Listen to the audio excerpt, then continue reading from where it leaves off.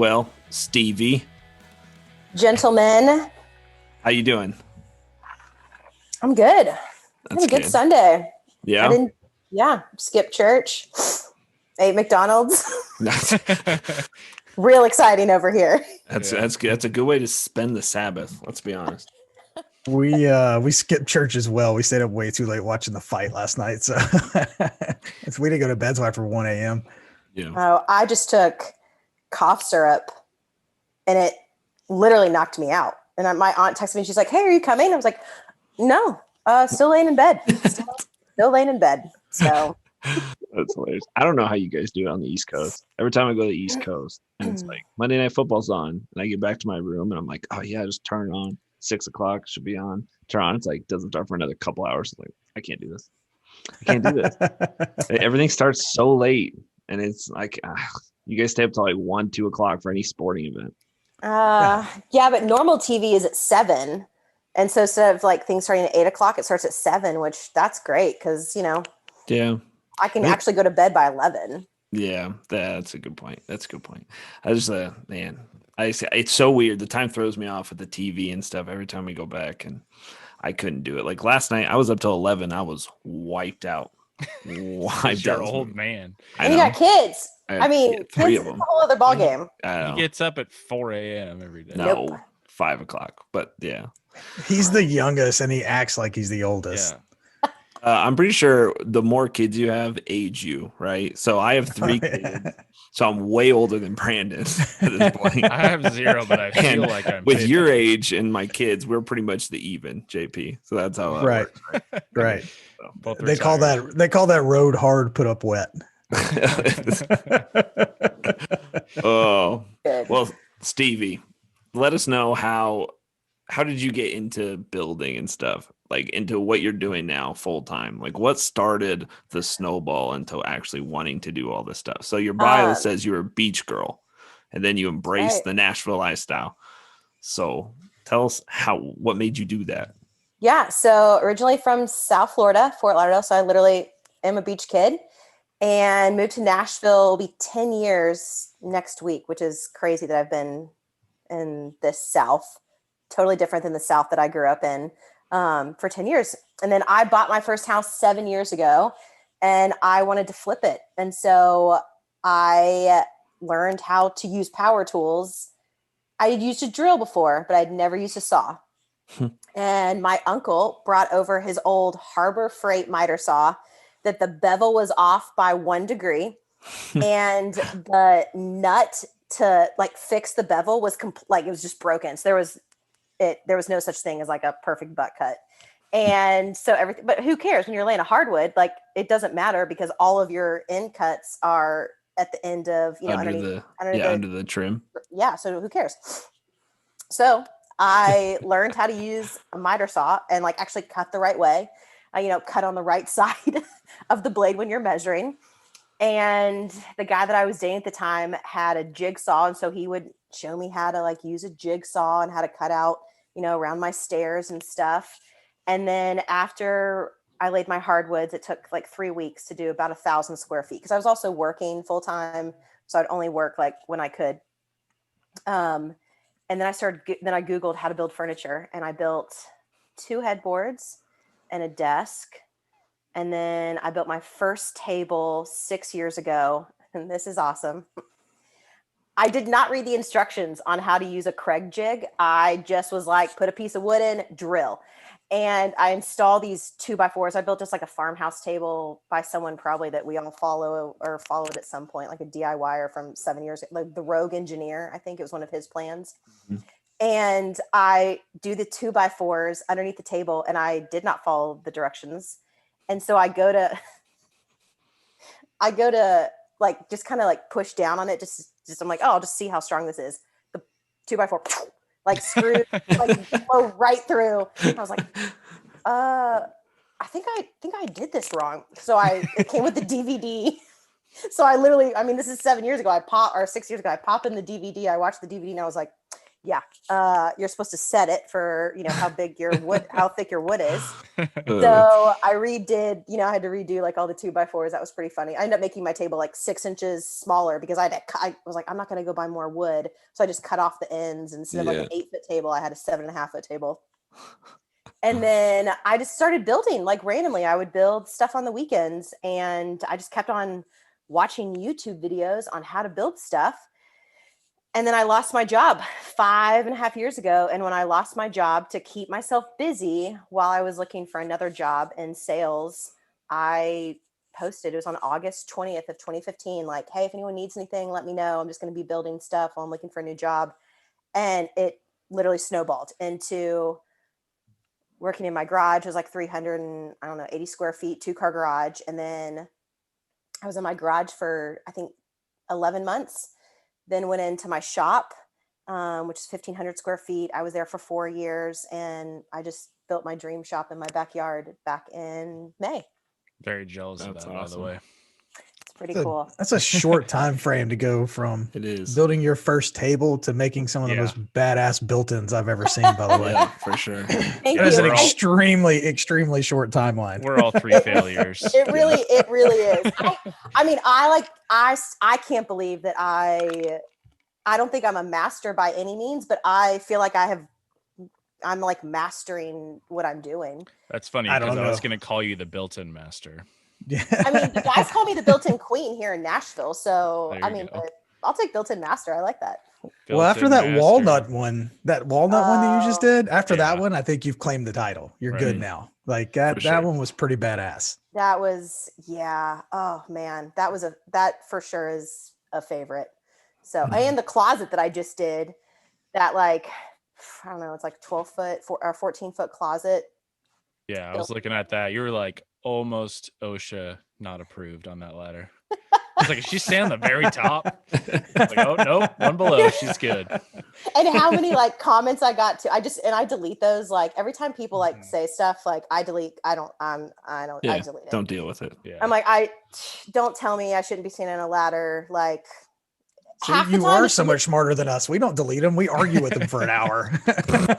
I used to. And then I just was like, I'm so sick of this. And so I just delete. So if you are sassy and you try, and especially if you try and mansplain, I just delete the comment now. Cause I went on a mansplain rant last year, and it like waves. It's still on my, like in my stories. Yeah. It's like highlights. the saved highlights. Yeah.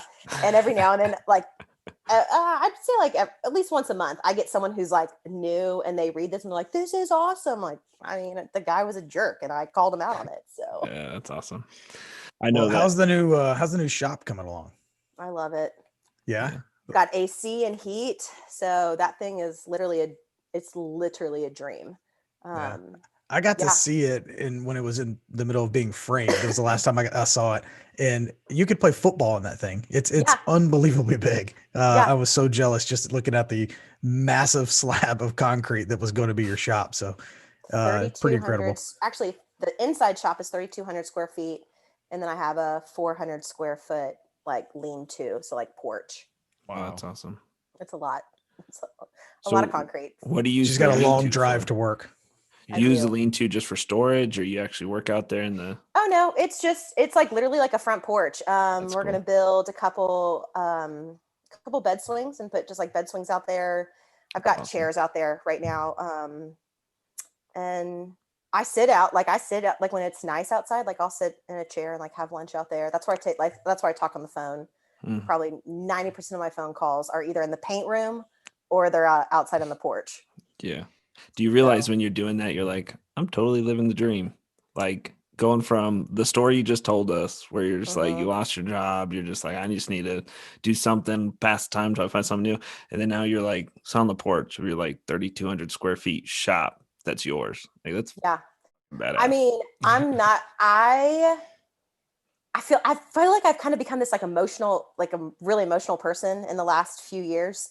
And I almost every day when I'm walking out, like I'm literally walking like 250 feet from my back door to the front door of the shop, like walking down my driveway. As I'm walking down my driveway and I like look out of the shop, I get choked up at least like a few times a week. Like I'm like, this is mine. Like That's so cool. shit, this is mine. Like I did this. And so it's honestly, it's more humbling than anything else because it's like, okay, like I have this and I need to like use it to the best of my ability. So it's like one of those.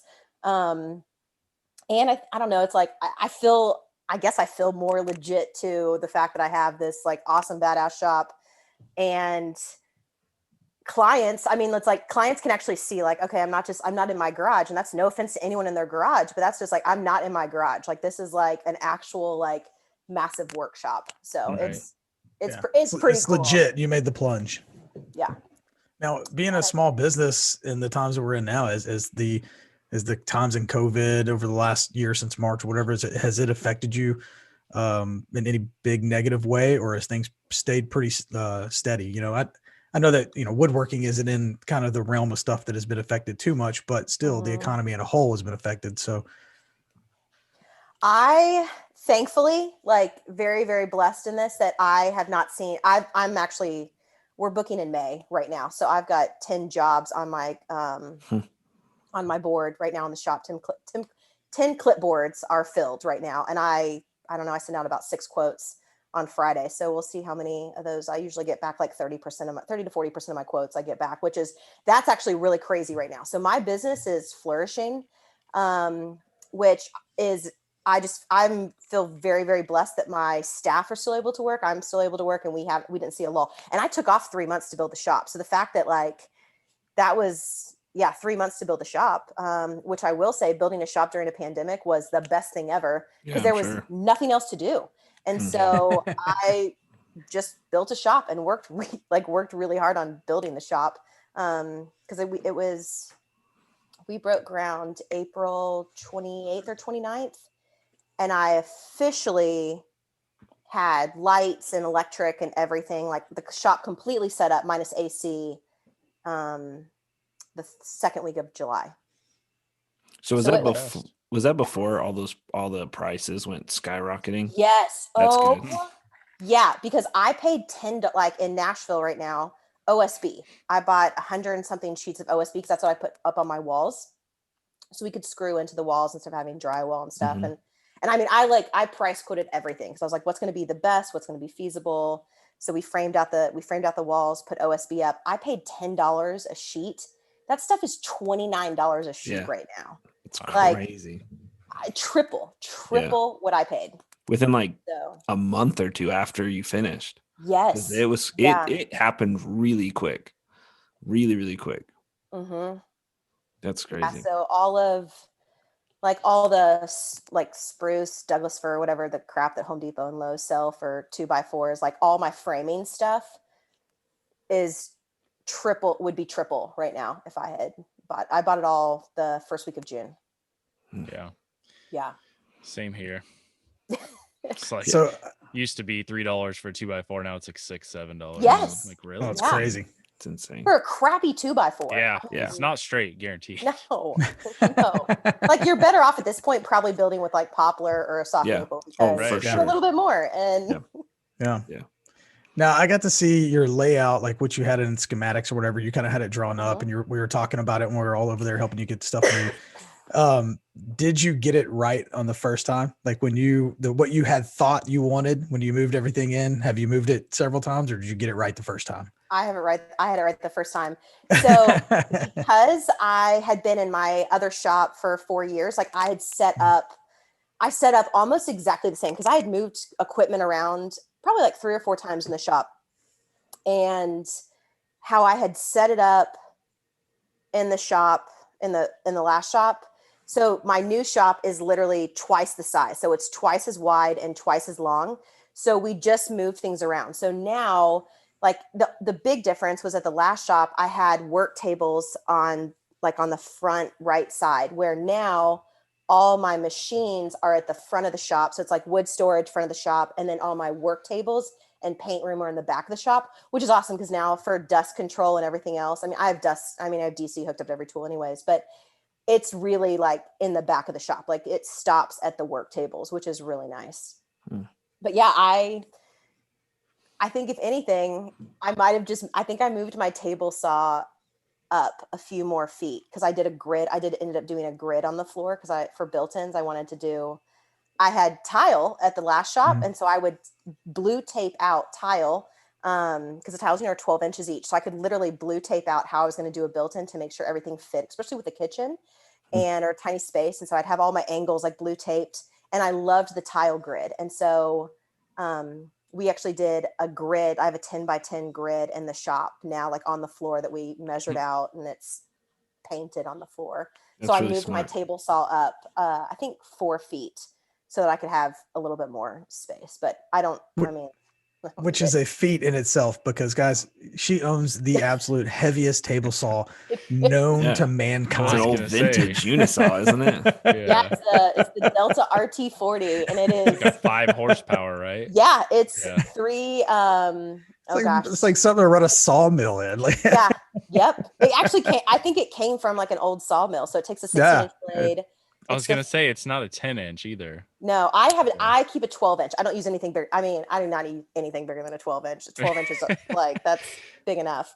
But it's scary. Huge. Yeah, I think we were literally talking about that the other day, Mark and I. That there were probably 4 or 5 of us like pushing that thing up the big. We had to use steel pipes like Egyptian style. We put them out on the floor and roll them, and then somebody would grab it. And one would grab it and go to the front, and that's how we moved it all the way up to the trailer.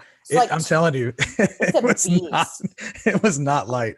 That's crazy. That thing is so large, and it is by far my favorite tool in the whole shop. Like the guy before me had it, so I'm only the second owner, and he took such good care of it, and so. I mean, it gets oiled and waxed, and that's my baby. It's older than me. That's so cool. When did you buy it? Have you had it for a long time? Yeah, I've had it for 4 years. So whenever we moved into my garage, or from out of my garage into my shop, that's whenever I started actually really buying tools. So at the time I had a Ryobi miter saw. Excuse me.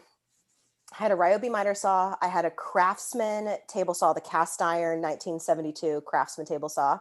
That was also a beast for an old, woodworker saw. I had a Craftsman bandsaw and a drill press. I had a little Ryobi benchtop drill press. And so whenever I started, about a month before I'd signed the lease, and I knew I was going to be moving in June, May 31st.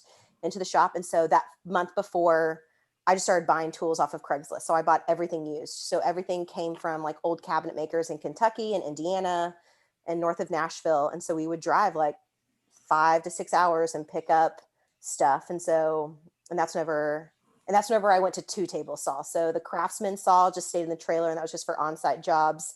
And then I have an old Grizzly that I think is also older than I am. And then my Delta. So I have a complete saw that's just used for dados, it's just dado cuts is on the Grizzly, and then the big Delta is the beast.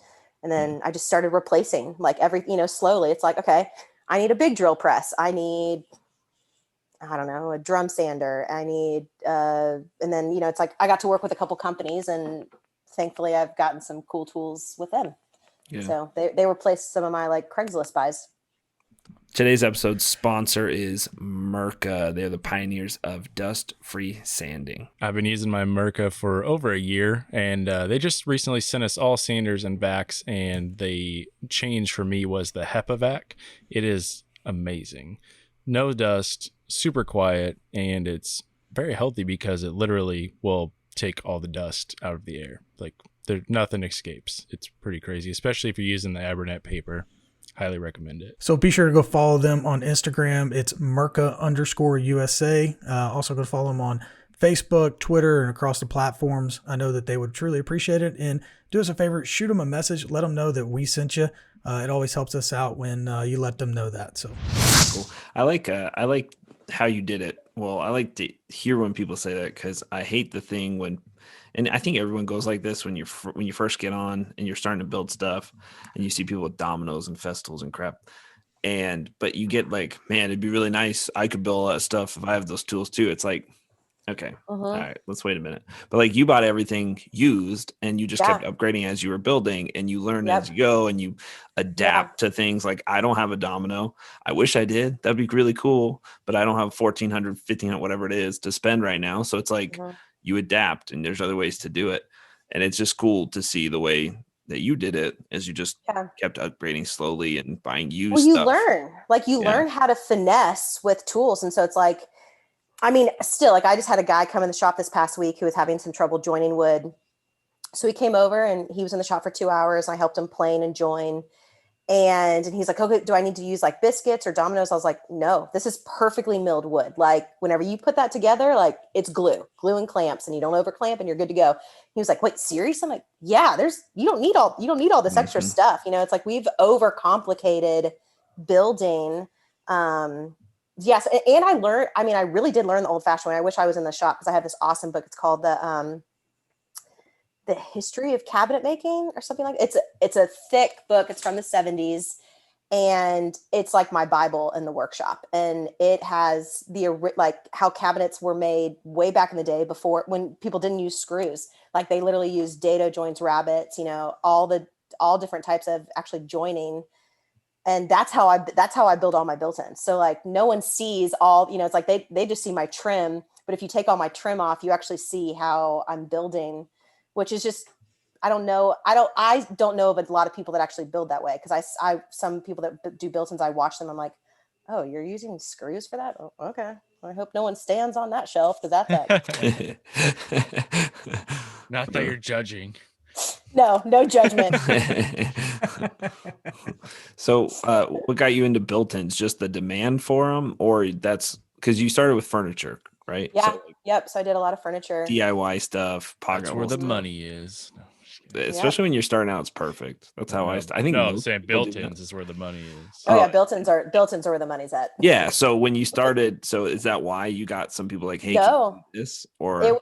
My very first set of built-ins, I was in Home Depot picking up a new drill, and I just was like, I was walking through the plywood section to get to like the pro desk, and there was this guy, and he was looking everywhere, and you could tell he looked so lost.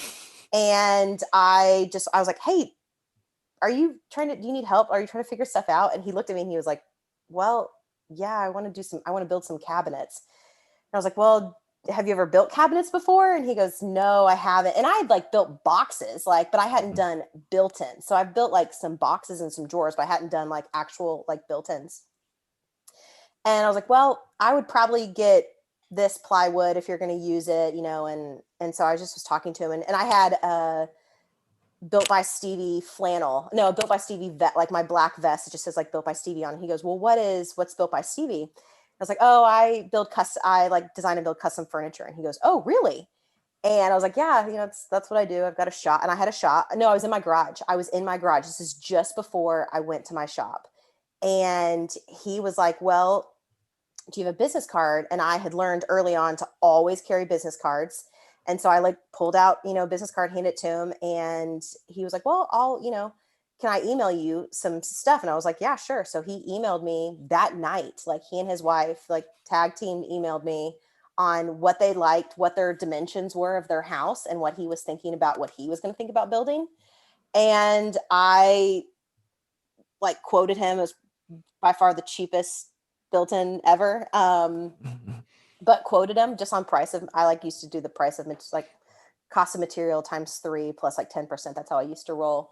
And so I did that, and I used the cabinet book to actually figure out like exactly how I wanted to do stuff. I'd never made doors, like really doors before. I'd always done pocket, like I'd always just use like Craig screws, like pocket holes for joining doors and stuff. And I hadn't ever actually used, you know, like done rails, like actual rails and stiles on the router.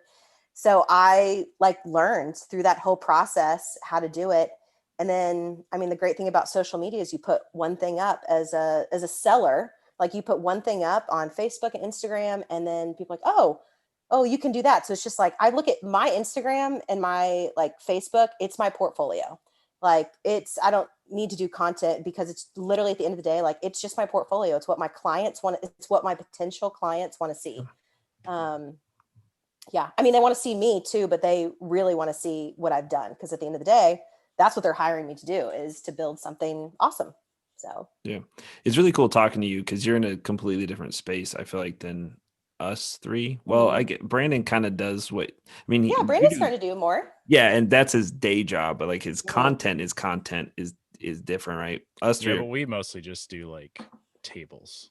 yeah, Mhm. We yeah, don't yeah. do like I told Aaron when I came on, I was like, okay, I'll come work for you, but I'm not building cabinets. Like Mhm. 1,000. He's like, no, we're not doing cabinets. We're not installing anything. And I was like, perfect, let's go.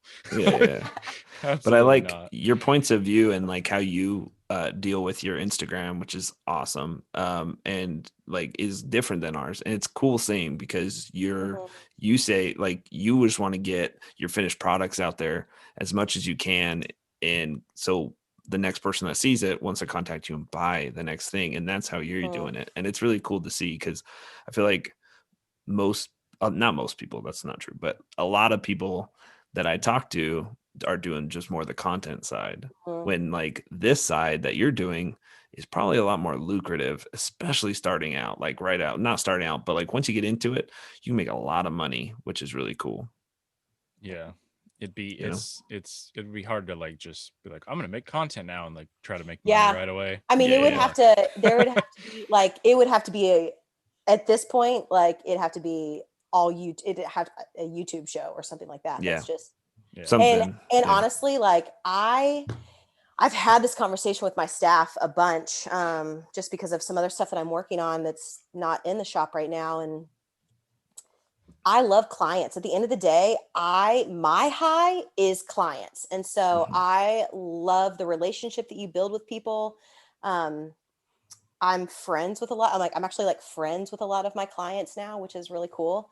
So Mm. I think I will always do client work. Now I might not do, 4 projects a month anymore. Like I will probably have to get down to just like maybe 2 projects a month in the next year, just with things that are happening. But I think that I will always do client work. And me, even as like Built by Stevie, always the head person, I want to be at least 50% in the shop. And so 50% of my time, like I just enjoy it. Like I really enjoy the client work, or at least like maybe I screwed in, like I built one piece of something of each project, but then I get to like be at the installs. Cause I love seeing clients like walk in cause they've been gone all day, or like a lot of time. And I tell clients to like leave. Like I don't let clients hang out near us because it's such a distraction, Mm. for us and for them. Cause like, I mean, we're just not going to work fast whenever you're like beady eye watching us the whole time. Yeah. So I literally will kick them out of the room, or just say, hey, like go run errands, go do what you need to do. And then they come back in and they're like, oh my gosh, like it's like like their eyes get bright and the light bulb goes off for them. And I'm like, I did exactly what I was supposed to do. So, Yeah, that part's definitely awesome about working with mhm. clients. Yeah. Yeah. Wasn't I got lost for a second because I was trying to figure out how people do the backgrounds on Zoom where you can't see behind people, Wow. because I didn't want Stevie to see the built-ins that I built behind me. Oh, I can see them. They look good. I was like, where do I find the space or something that I can put back there? Just don't move I the was camera actually any admiring your closer. drawers. They look great. Those are the first ones I ever did. They're not that great, but they work. Hey, you know what? We're our harshest critic. I mean, right now I have built-ins that I built for my new house. They don't have doors and they don't have trim. And in April, I will have been in my house for 1 whole year. And my parents were here at Thanksgiving and Christmas. And my mom asked, oh, you still don't have door fronts on there? I'm like, no, no, no, mom. I've just had a lot of clients and Yeah. You're Yeah. like, yeah, I'm not busy at all. Yep. not at That all. Haven't been doing anything. the walnut round table was for your house though, right?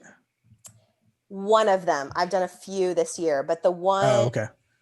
the charcoal top with the not the double X table, that was for a client. This Okay. is like the A-shaped legs, like the 2 A-shaped legs. That one's at my house. So Gotcha.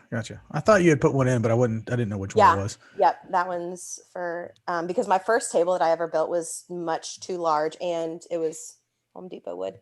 So it was time to like, actually, I'm like, okay, let's be real. You build really nice stuff. It's time to get rid of a few of the original Built by Stevie pieces. And what was fun is actually one of my clients bought my very first table, and it's at their farm. It's actually at their farmhouse, which is really fun. Oh, that's really cool. I just burned my very first table like 2 weeks ago. Set My it on mom was fire. like, "What are you doing?" I was like, "This thing sucks." Threw it in the burn pile. It's like, "That's your first one." I'm like, "I don't care." Yeah. It's I full was of literally- drywall screws and it's made out of pallets. Oh, that one could be burned. Yeah, That well, makes it's just sense. coffee table, but still. I was having this conversation this morning with my wife actually, because we still have the first coffee table that I ever built, and end table is still in our living room. It's made it through a couple different houses, and I was like, I got to build new tables for new furniture for in here. I was like, and you got to send me some pictures. I got to build something else. I was looking at it. I was like, man, that was a long time ago. Yeah, I'm the finally getting the last- around to building stuff for our house. I'm sure you've seen it, but my Yeah. girlfriend, we decided to stay here, so she's like, "Well, if we're gonna stay here, then I want new stuff in the house." I'm like, "That's fine." I was like, "I'm building a shop." She's like, "As long as you build my stuff in the house, I don't care what you do." I was like, "Sweet, here's your nightstands. I'm gonna go build my 60 by 30 shop now." It's a good trade. That's Yeah, awesome. it's a pretty sweet trade. Yeah, I think right now I only have 2 pieces that are like original Built by Stevie pieces left in the house. Everything else has been rebuilt, and then I'm doing my own kitchen in April. Nice. Nice. So Yeah, yeah, that's cool. new cabinets. And I have a Home Depot awesome. cabinets. I just I have a very like small kitchen, and to like maximize the space completely, like it has to be custom. Otherwise, it just wouldn't work. I downsized houses so that I could have more property and build the shop, which is totally fine. But my kitchen is literally 1/3 the size of what I used to have. Wow. So that is like the one actual downsize, because I loved my last kitchen. So that's why I built the table too, because I had to, like, my kitchen is also my like little dinette room area. So I had to have a round table to fit the space because it has bay windows. So I gotta make. Oh, go ahead. I was gonna say we were going back to you're talking about YouTube and stuff. Now you did start a YouTube channel though, right? yeah, I have a grand total of my one intro video. Actually, hilarious. Here on my desktop, I have 4 videos that are completely finished. They just need to be like final edited by the girl that does my editing, and I just haven't sent them over because there's been a few other things that have been on my mind. You are a TV superstar. Yeah, this is true. I have done a little TV. Maybe a little bit more is going to be happening soon. Ooh. The Magnolia Network. No, but another big streaming network. So. Oh, that's exciting. Well, I'm glad we got you while you were cheap. Yeah, that's right. You're like, because 2 months from now, there's no way we could afford you. Yeah, check will be in the mail, by the way. Oh, thank you, thank you. Wait, don't I get a Merca sander? I thought that's what it was. Like, you get on the podcast, you get a Merca sander. Giving them out. Yeah. Talk to him. Hilarious. What you use Festool, right? I do. Yeah. So you like it? I do. Yeah. I've got Surf Prep. Surf Prep just sent me a sander too, and I really like that one they just sent me. Yeah, I've got a few Festool sanders. So yeah, they're great. I mean, I think they're really good. I also have the big Bosch that's like the same thing kind of as the Rotex for Festool. I have the Rotex, but I also have like the Bosch too. And they all get you. I mean, every single sander gets used in the shop. That's like, so. Would you compare the two? Like, obviously the Festool is probably better because it's. Well, what's interesting is like the Rotex on the Festool is better, but the orbital on the Bosch is way better than. Oh, the Bosch has both? No? Yeah, it's a dual as well. I didn't know that. It actually has.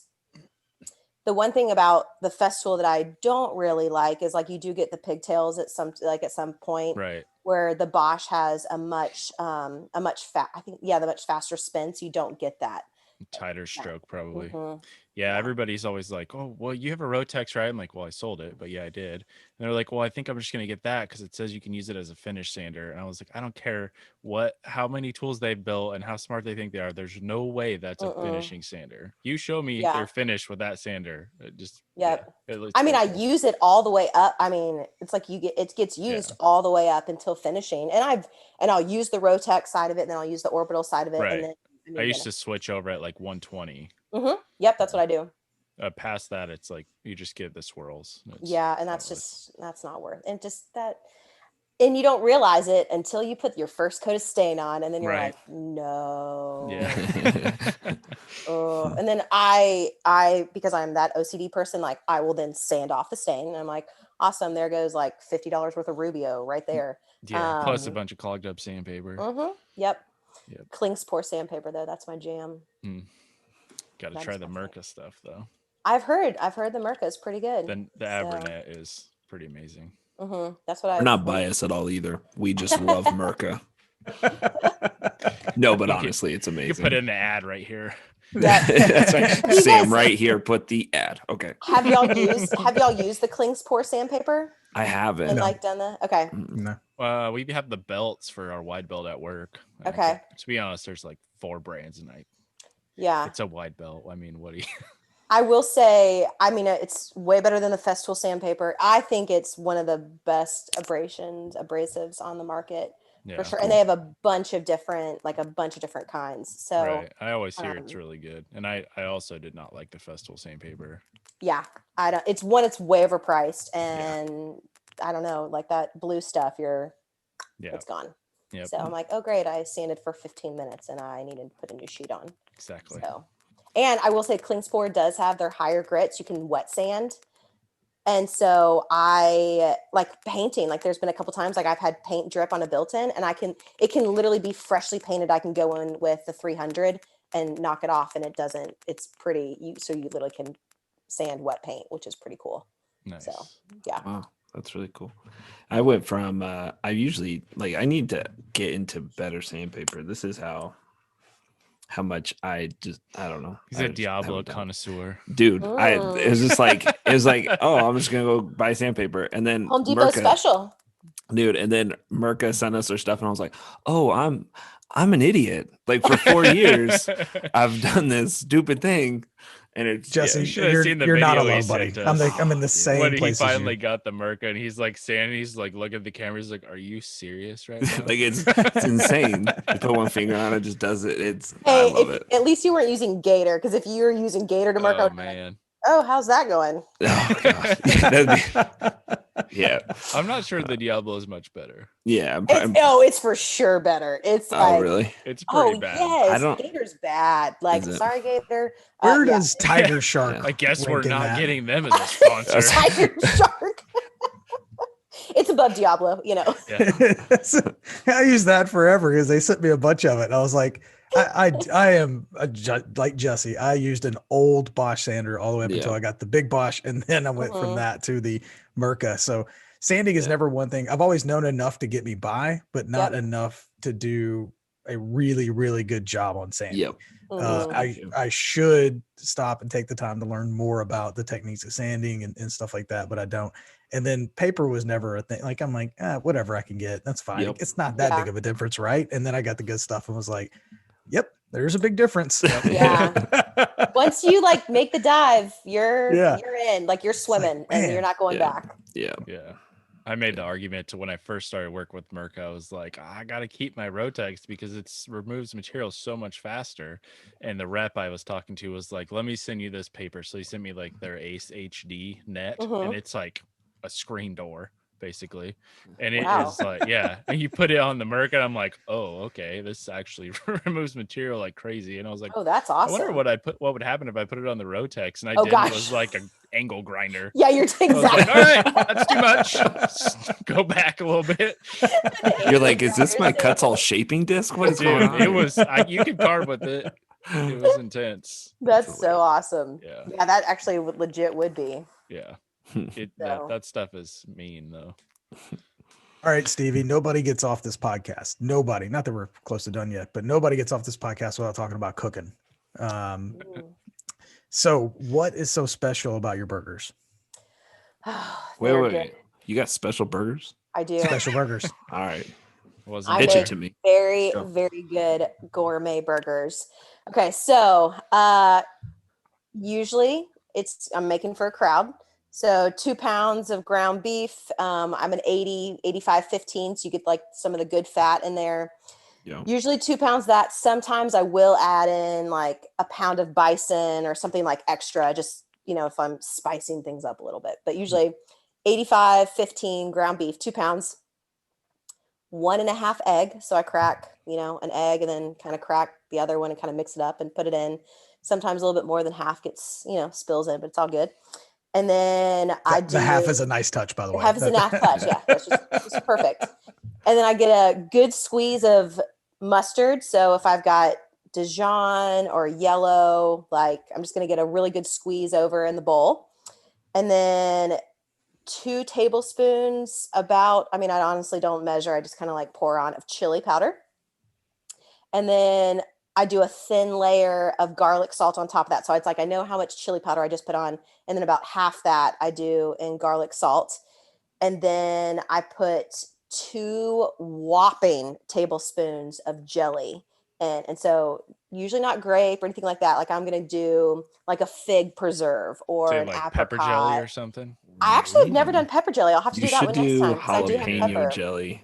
I have both of those. You should do jalapeno because this sounds amazing so far. Continue. This is so. Great. And then I, mash it all up like with my hands. I mash it all up, and that 2 pounds gets you right like 9 burgers. So it's like 9 burgers is kind of like a really good like burger size. Yeah. And so I kind of keep them in a ball. I set them out on the counter for about 20 minutes. Let them kind of like get back down to room temperature.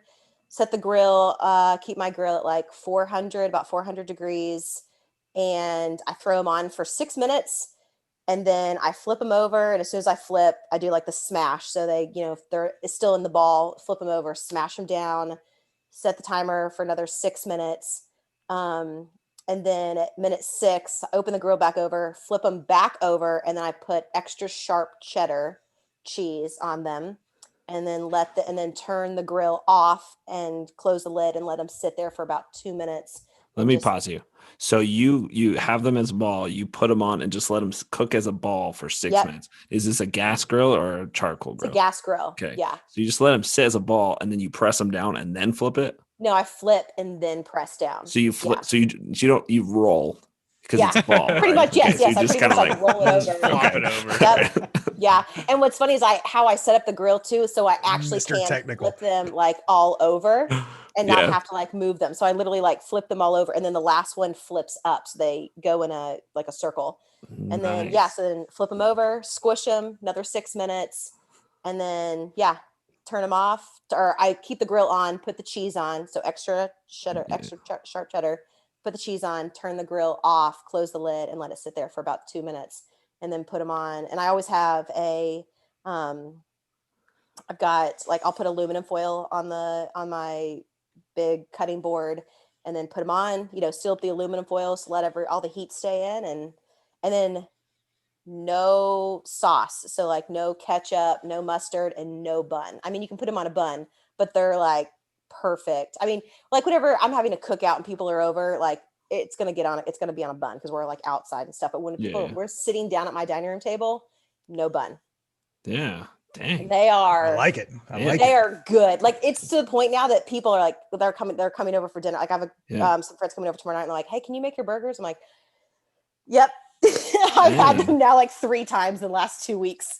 Dude, I'm gonna come to Nashville or forget Nashville hot chicken. I'm coming for Stevie's gourmet burgers. That's where I'm coming. I like that. You've got to have confidence in your burger and the seasoning and everything that's in there to be like, you don't need buns and you don't need sauce. You just pulled the Ron Swanson. I love it. Yeah. You actually went one step further. You're like, you don't need a bun. No, I like it. That's awesome. That's great. Eat that it with delicious. your hands. I can appreciate anything. I can appreciate anything without the bun too, because I like just meat. I'm a meat eater. I like just eating meat. My wife always makes fun of me because when I cook dinner, it's usually she's like, all right, what do we have? I'm like, steaks. She's like, what else? I'm like, Steaks. You're like, what do you mean? whiskey. Yeah. I'm gonna cut it whiskey. Jesus, bourbon, rye, whatever we want. That's what we're having.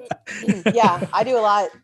I actually don't like chicken or turkey. Like I don't really like lighter meats. And so I actually eat a ton of red meat, like a ton of steak. And so I actually probably do eat I actually do eat burgers probably once a week, which is actually really funny. Cause at this point, like I'll make them and everyone usually eats two. So it's like, if I'm having like 4 or 5 people over, everyone has like at least 1.5 burgers. And then I have leftover and I will eat that like the next like 2 days. And then I will say I froze burgers for the first time in November. I had a bunch of people over for a party and I ended up freezing. Like I was like, I also did not let them sit out. Like people like made themselves burgers and they went back inside, like in the ovens. They just could like sit there sealed. And if people wanted more, they could go back in the kitchen and get a burger. And I think I had like 5 or 6 left. I was like, there's no way I can eat. Like, and people left before I could give them. Cause usually I'm like, here, take like 1 or 2 with you. And people are so excited, but everyone had left and I still had them. It's like, I can't eat 6 burgers this week. Like I love them, but I can't eat 6 burgers. Like we're going overboard. So I kept I think I kept 2 or 3 out and then I froze the rest and I defrosted them in December and ate them and just like cooked them in the oven. And still very good. So I was like, okay, the fact awesome. that this is like an actual, like a freezer meal at this point, I'll take it. That's so funny. I like how you treat them like they were like baked cookies. You know, like people are like, no, take cookies with you. You're just like, no, burgers. Take a burger with you. Yeah, eat in it's a car burger. Just eat in the car. You're fine. Car burger. Take one for the road. Oh, roadies, you know. That's usually what I'm eating at midnight in the fridge, like just by myself. That's actually so true. I did have some friends here last weekend, and after we had been playing cards at like still 1 a.m., one of the guys walked in and grabbed a burger out of the fridge, and he ate it cold. And I was like, do you want to warm that up? He goes, no, it's really good. I was like, okay, actually, this is actually good to know too. So it's good. People cold. are eating it like it's pizza. Like, no, cold. I love cold chicken, cold burgers, whatever. That's so awesome. Yeah, next time you guys are in Nashville, Brandon, you got to make it over. I know we got to get you over here. Nah. We got to get him on a plane. If that's we got to get him on a plane. Brandon's like, so I got my train ticket. And I'll be there in about 4 days. It's like, jeez. I rented a car. I rented a car. Yeah, we're trying to get him just to drive to Montana, and he's like, "Oh, dude, that's 10 hours." I'm like, "Bro." Dude, my cousin moved to Vegas like 4 years ago, and he constantly tries to get me to go there. I'm like, no. How far is that? That can't like be that far. 9 or 10 hours. Okay. Oh, gosh, come on, man. It's real Make far. sacrifices. I did. Right. I drove down and got my boat. That was like a 15-hour day. Really? It's like Yeah. 7 hours down. He's like, boat, cousin. Yeah. Priorities. Yeah. Priorities. Brandon had fires looming down on him, and he still wouldn't drive away from his house. That's a good point. That's a good point. He's like, I'm not driving anywhere. All right. Yeah. Well, Stevie, we need to get you a smoker. As much as you're making burgers, you got to get a smoker to try it. I've heard that. I've heard the smoker is like my brother has a green egg, and he does all their he does all their cooking in their family anyways. My sister-in-law would be like, no, I do some. She doesn't. My brother literally does all the cooking. She's probably going to listen. She's going to listen to this podcast, Stevie. Come on. I mean, my family really does almost listen to everything that I'm on. What did I say? How many cuss words did I just say? And my mom's like, you have a mouth like a sailor, Stevie. Which I've actually been really good. Yeah, my brother uses his green egg like 3 or 4 times a week. Like he made chili on it last night. We're not that cool. Well, me and Mullen. I wish I had a green egg. I wish I did. JP does real smoking stuff. We just put pellets in, turn it on. Yeah. Well, you guys all have is it Traeger? Yeah, Traegers. Traegers? Okay. It's awesome because you just use it as an oven, right? Yeah. Like that's what it is. It's a conventional oven using wooden pellets, like sawdust compressed into a pellet, and then you can buy different kinds of pellets, which are, I think they're all pretty much oak or some sort of hardwood, like Traegers, and they just basically put oils in them from the other woods because they actually got sued for this. That's why we're never going to get a Traeger sponsorship, just because I'm saying this. But anyway. Let's see, did you research this after? No, I heard that it was. It came up in a question. thing. It's awesome. We made cookies. We've made cookies in it. We've made smoked banana bread or smoked biscuits and gravy. Oh, Just it's did the best. that. Smoked biscuits and That's gravy's cool. bomb. And then I have a little camping one. So we take our trailer I renovated this last year. We went out there. We made smoked meatballs, smoked biscuits and gravy. You can make pretty much anything, and it's amazing. It's fantastic. Oh, that's way cool. Mm-hmm. Yeah, I just you could see it on your porch special, for your shop. JP special green beans and bacon. I just did that the other night when we had prime rib for my mom's birthday because that's her favorite thing. And but I was like, I put it on the smoker. My girlfriend's like, no, do it in the oven because she knows how to do it like really good. And I was like, fair enough. I'm not experienced enough to mess with this $60 prime rib on the smoker and maybe ever come out good. So she did. I mean, it was actually super good. Ooh. But I did do the green beans and bacon on the smoker, and that was awesome. And the potatoes. So I do a lot of vegetables, but I mean, it is gas, but it's like I do a lot of. I mean, if the grill's on, I'm gonna put as much on the grill and use aluminum foil and not have to like wash dishes later. Right. So getting back into woodworking. So you said you love clients. Now the reason I don't like client work is because I've had some horrible clients that I was just like, I'm done. It ruined it completely for me. So have you had any horrible, like not horrible, but like horror stories of clients that you're just like, that you could share, or you're like, they're family, so I can't mom. No. My mom is one of the pickiest clients I've ever had, but I knew that going in. So that, I mean, I know my mother. So, and I did 2 really big built-ins for my parents in South Florida. So I like built them and then drove down and installed them. And I mean, she was like, can you fix this? Like it was one of the doors was, I mean, we're talking like off by maybe a 1/16 of an inch. And she's like, can you make they were inset doors. So she's like, can you make this more like all the way around? And I was so freaking close to it. So I ended up actually taking off a piece of trim against the wall and re-squared it, like literally pulled it off and redid all that and then squared it up. And I ended up just having more like of a caulk line down the wall, which was fine. I mean, no one honestly would ever notice it but me. But that was actually pretty funny. I was like, I would not do this for anyone but my mother. But I have had 4 hellacious clients. And what's funny is all of them at the very beginning, I was like something like, I just didn't have a good feeling about it. And I just kept on pushing through. And at the time I needed to push through because of business. Like I was still getting my name out there. And so you say yes to a lot of stuff. Now I mean, I'll send quotes out and there's a lot of times though, like I'll just say, no, I'm so sorry. I'm not taking on new clients. Like if I feel like this is just not going to be a good project for me, like I have the ability to say no now. But yeah, with those 4 clients, like I had one client, they had built, which is why I will never do this again. They had built their own built-ins and they needed someone to come and like finish them and trim and build drawers and stuff.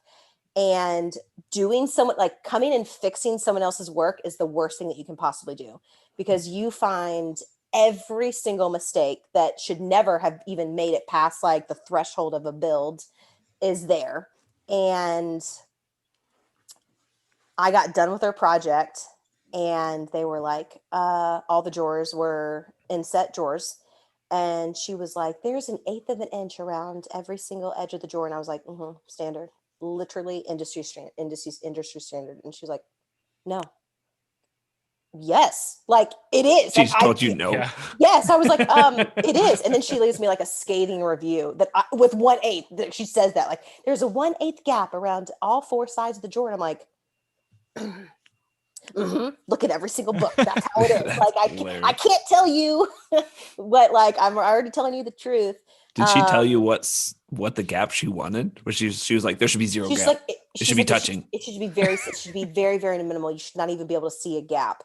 And I was like, that's not possible. Like, like the second you put a piece of paper in your drawer, it pulls the drawer down. But so it was just, it's like, and what I also learned, like with Google reviews is it's not good to go back and fight that person. And so, because that makes you look like you're argumentative. And so you take one for the team. Like I literally have to take one, like every time I literally have 4 bad reviews. It was the 4 bad clients. And I had to take it. And like one of them, like really actually kind of defamed my name a little bit. And I wrote to Google and asked them to like take it down because I didn't think it like actually went against my character. And I was like, and anyone who knows me, and the good thing is every other review, like all the other reviews are 5-star and they're amazing. And like I really have amazing clients. They wrote really, really great stuff. So you can tell when someone's mad. And then whenever someone is like, it's the complete opposite of every single thing else. Like, I had one client like, she never answered any of my emails or any of my calls or text messages. And I'm like, okay, I have like over 40 text messages back and forth between us. And I've got like 20 something emails. Clearly I talked to you. Like this wasn't a no conversation type job. So you just have to like that's the sucky part. So thankfully I do have awesome clients. And now like I've actually kind of left my Google. Like every now and then I'll just be like, hey, can you go and write me a review like to a client who I know is like, oh, they're 100% going to give me a 5-star and write a good review. So every now and then I'm just like, hey, can you go, just so it keeps my number like pretty high. Cause I think I'm like a 4.7 or 4.8. So it's not bad, but yeah, that's a self-esteem. Like that's a dagger to the self-esteem whenever you get a bad review and you're like, actually it's beautiful. And it's like, and sometimes what I have done is now I post pictures of like on Google, like I'll post a picture of that job. So that is kind of usually my rebuttal is like, I just post a picture of the job. Cause I'm like, well, you can see like, it actually looks really nice. So if you're going to be like that picky about it, then So where do you get most of your clients? Are they most like mouth to mouth or yeah, I'm like, mainly word of mouth. Word of mouth. I said mouth to mouth. Yeah, mouth to mouth. I was going to let it fly. I let it fly. Me too, but then I saw JP's reviews and I was like, soon as I said it, I was like, let it go. As soon as I said it, I was like, I don't think that's right. I don't think. So do you get most of your clients while doing CPR? What kind of business are you in anyway? Like, that's how I get all my clients. My clientele's really weird, but that's how I get all my clients. That is, oh my gosh, that's really funny. That was like, gosh, What you got to realize, Stevie, in this podcast is that for 3 guys that have a podcast, we don't know how to speak at all. Very professional. Okay. It's okay. All right. You're doing good. I'll give you a good review. Okay. Oh, thanks. Oh, man.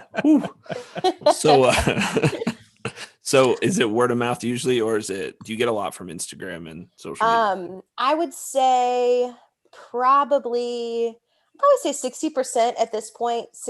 About 60% is word of mouth. Yeah, it's just like, it's like, hey, I talked to so-and-so and they recommended you. And then the rest come from social media. Like they literally Google like custom, it's like, I've got like I forget what the term is, like SEO or SEO, I don't know. Yep. Those words like that on Google and stuff, so that it pulls them to my website. But I think I'm in Nashville. I think if you like Google like custom furniture and built-ins, I'm actually like one of the top companies that pulls up, which is great because I have a decent social media following, so that does help like Google Analytics and stuff like that. So some comes from like just Google searching and they're like, hey, I found you.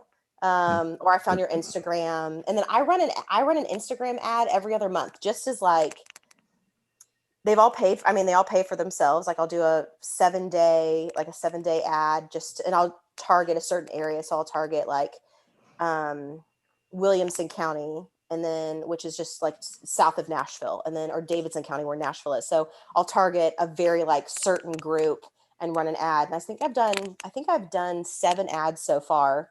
And I've probably gotten maybe like 20 clients out of the ads too. So that's pretty good.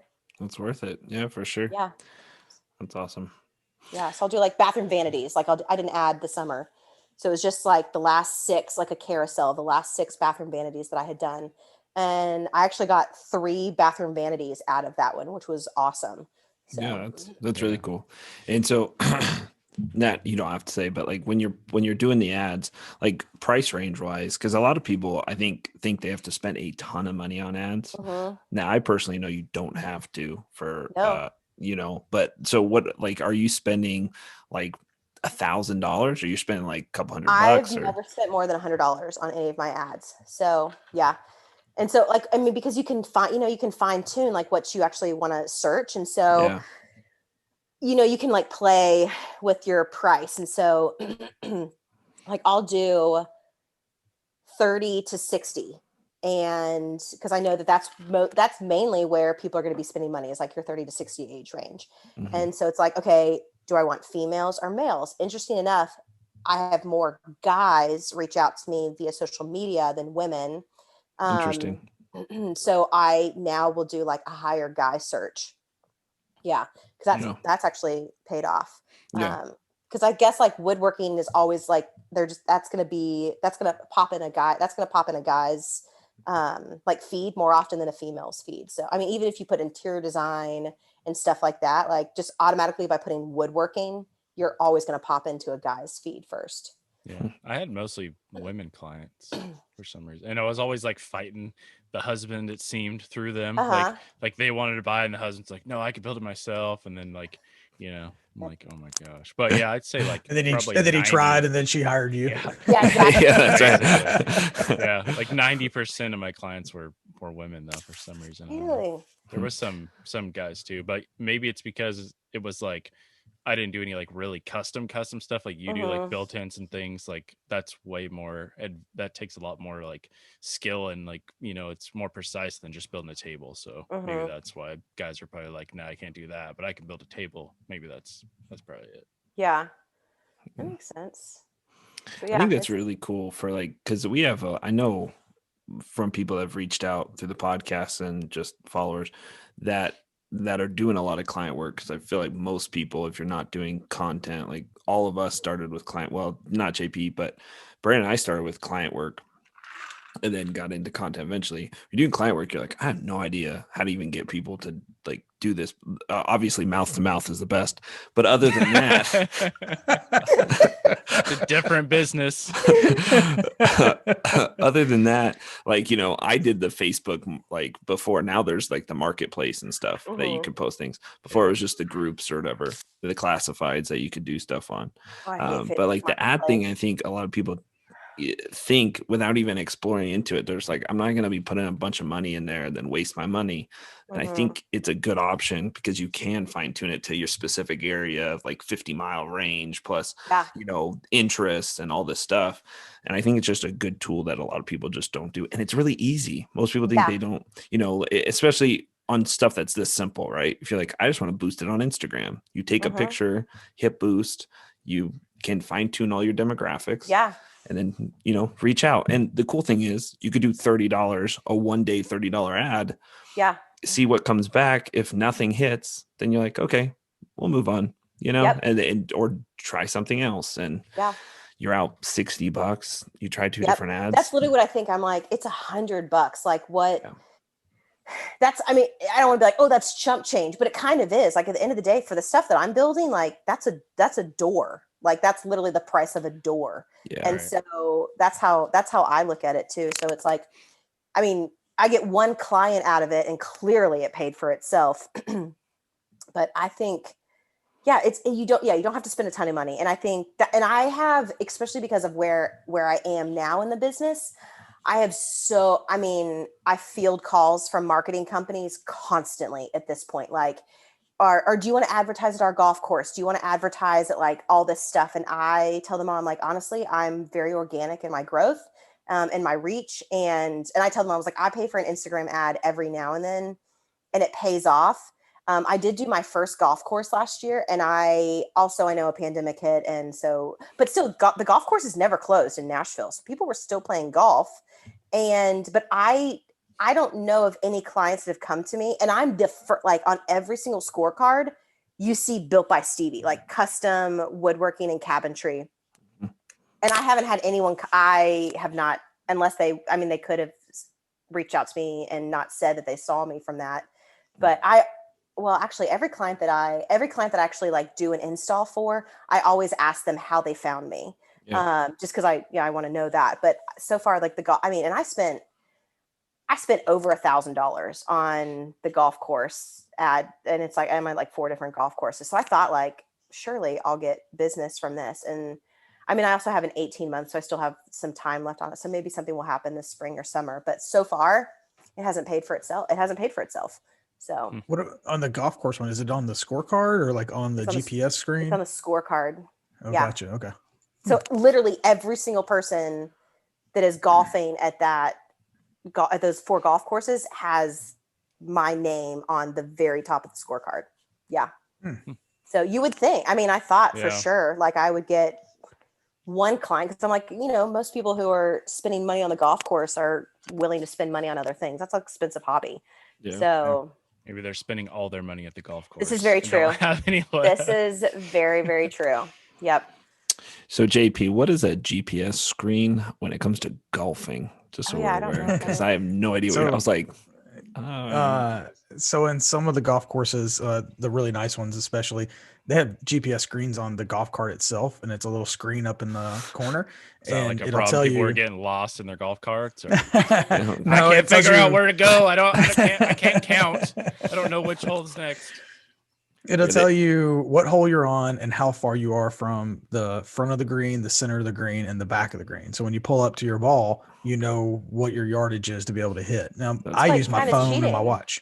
Well, I mean, everybody else uses. They've got this like little like scopes that look like binoculars that you can use. I use my phone and my watch. Do it. So I have it on my watch and I can just look when I play. But a lot of the fancy places have it up on the golf course.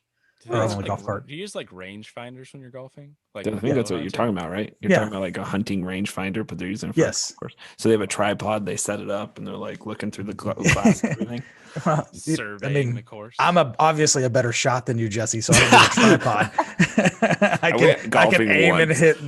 I took golf lessons when I was little, dude. If I can get a picture, we're gonna put it up on this video for my mom. I was like, when I was little, I was like obese, chubby, and I was wearing like a light blue polo. I remember everything. I had I had golf lessons for like a year, and I obviously sucked. I went back like 4 years ago and did.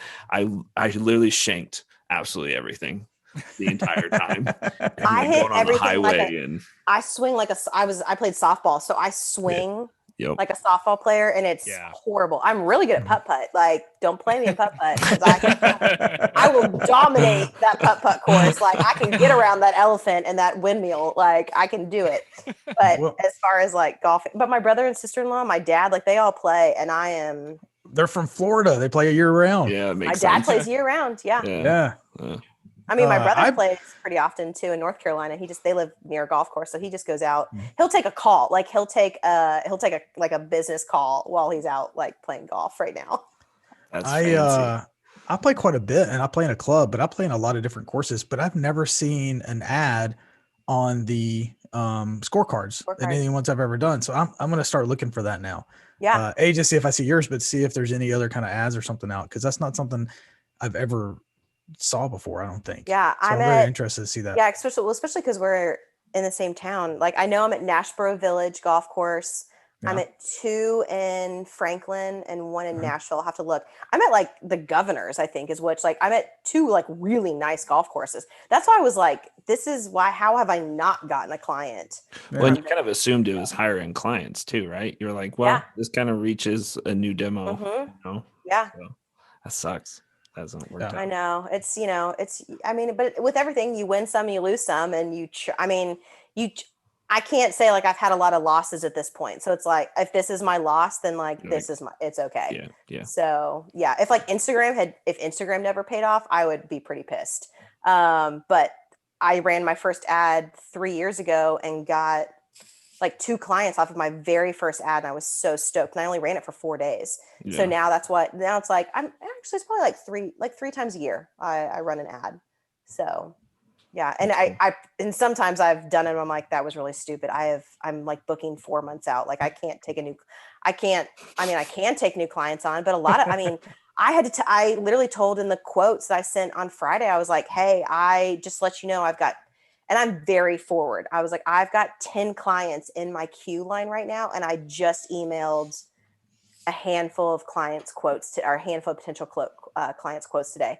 So, I mean, it gives them a sense of urgency because I'm setting expectations that like, you're not going to get this in 2 weeks, and it's probably not going to be in 2 months. Like, you're actually like, we're out. So you're like, is 2027 too long? Yeah. And I also don't give dates. So I don't tell any of my clients, they don't know, they don't have dates on when they're doing when I'm doing things. And so I just tell them what number they are in the queue line. And then 2-3 weeks before an install delivery, I reach out to them. I double check everything that's in my contract. I'm just like, do you want to change paint? Do you want to change style? Do you want to add a drawer? This is the last chance that you get to add something. Because as soon as I start building it, like, that's a change order, and I will, I'll adjust the price for that. So I check in with them, and then I give them like a time frame. So it's like, hey, we're going to be delivering on February 2nd or 3rd. And whenever we get closer, like a couple days before, I'll give you like the official day. And they're like, okay, sounds good. And that's whenever I start like texting communication. So I keep everything email. And then like the week of, they like actually like I'll do some like texting, because otherwise I will lose everything. They're gonna be texting you all the time. Yes. Yeah. Oh, which is why my phone goes on at do not disturb at 11 p.m. and it's on do not disturb until 8 a.m. Because I have had 4 a.m. calls from clients, and it happened a handful of times. And I answered like once, and I was like, why, hello, like not even looking and realizing what I'm doing. And I'm kind of a bitch now with this stuff. So if you text me or call me really early, I will not respond for 24 to 48 hours. I'm like, no, you don't get to text me at 5 a.m. and tell me something. And so I literally like on purpose, I'm like, oh, you just got a clicker on you, and now you're on it's like, I just set a timer on your text. I like it. Because I'm like, you can't, and like on the weekends, like I will have people text me on the weekends, and I don't respond. And then what I have to do is I have to like go to on my desk. I actually do have like a little like notepad that I'll write their name down so that I remember to text them back. And because sometimes I don't, and they'll text me and they're like, yeah, I texted you over the weekend. And I just say like, hey, I'm so sorry. I don't conduct business on the weekend. I'm a Monday through Friday. And so a lot of people are like, oh, okay. And they just assume, okay, she's a woodworker. She works nights and weekends. I don't. This is my full-time job. And so this is like, I work normal business hours. And if you want me to, and like, that's the other thing, if they want me to install on the weekends or the weeknights, like I charge extra for that, because that's now encroaching on like my personal time. So, if we start an install and we end at like 6 p.m., like that's different. But if they're like, hey, you can only come to my house on Saturday or Sunday, or like after 5 p.m., like I charge an extra 25% on the overall cost. So yeah. So I'm like, if you need someone to come and fix your AC, like you take time off for them to come do, it's the same thing. Yeah. So yeah, that's really cool. I think it's smart, especially like you giving you the days where it's like, all right, I'm not working these days. I just recently did that, actually. Like Sundays, I don't post usually, and all my other business stuff I do, I basically told all my clients and everything I do stuff for, I'm just like, I don't really work Sundays. So I at least have that one day that I can chill. I almost always work Saturdays because of my wife's, she works during the week. So it's like the day I can start from morning to night doing stuff, but it's helped. I think a lot of people get in the groove of like, hey, I'm on my own, and then just work every day and then get burnout. Yeah. And you have to have a balance. You have to have and I worked actually for Lululemon for 3.5 years before like my other job, before I lost what I thought was my dream job prior to Built by Stevie. And that was one thing they like really push. I'm like, I literally sold leggings and did product development for them. But I learned so like in that yoga lifestyle, it was very much like life work balance, and having really good balance, like whenever you're working, like having time to work out, having time to rest. And I will say that was probably one of the best life lessons that I got out of working at Lululemon, was life work balance. And I've carried it on, which has been really good. And I will say, like, whenever I was in my garage, when I first started, there was a lot of time, like I wanted to be courteous to my neighbors, because I would wheel everything out and then I would, put it all back in. And so I didn't work. I worked from like 9 to like 4:30. So I'd stop working at 4:30, and then I would wheel everything back in my garage, and I would paint. Like at that point I was like hand painting. So I would paint or stain, but I never used power tools so that like if someone was walking by, they could hear me. And then I was a little nervous building the shop in my backyard because I was like, oh crap, like I used to go to my shop, like I had a retail space. And so I would drive there in the mornings and then leave. And I didn't really go on the weekends because it wasn't in like a super safe part of town. I mean, Jesse knows it wasn't like great, but it wasn't horrible, but still like I shouldn't be there on the weekends by myself, a female. Like it just, I actually have to be smart on that stuff. And so I didn't work, like sometimes I did work really late, and I always have my dog and I always have something on my hip whenever I'm doing that. And so I felt good doing it, but still there was sometimes like I would walk out late and I'm looking all around me. I'd let my dog go out before me because she's very protective of me. So it's like, I like did that stuff. But anyways, I thought I was going to, if I got the shop here at the house, like crap, am I just going to work late because I only have 250 feet to walk? And I actually I actually stop, like my staff leave at 5. I leave at around like 6.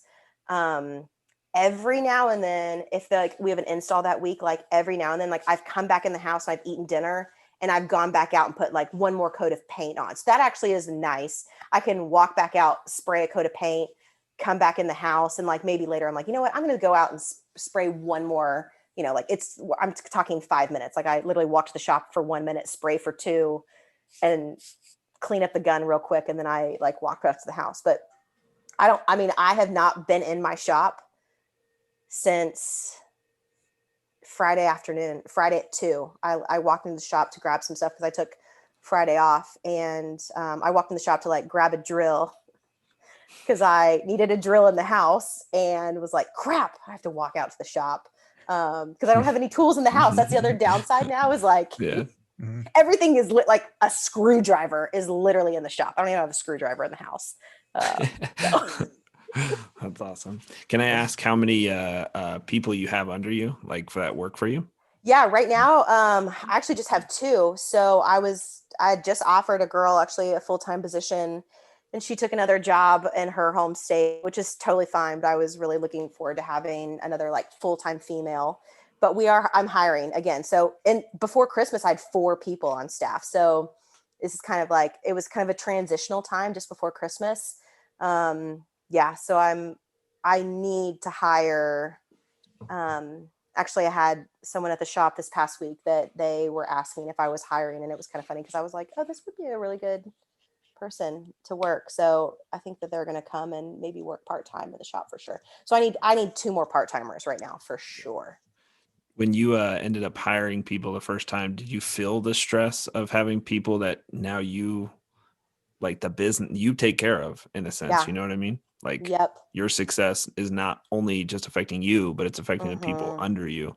You feel that stress still, or you're used to it now and you're pretty much good? I'm pretty used to it, but I feel the brunt of like, it's like, because I am a business, like I have like disability plans for my staff. Like there's a whole other side, like there's an insurance side now. So it's not like, I just can't hire someone. I can't pay you cash. Like I actually have to like, I have a bookkeeper. And so like, things run through like the bookkeeper and payroll and all that jazz. And so,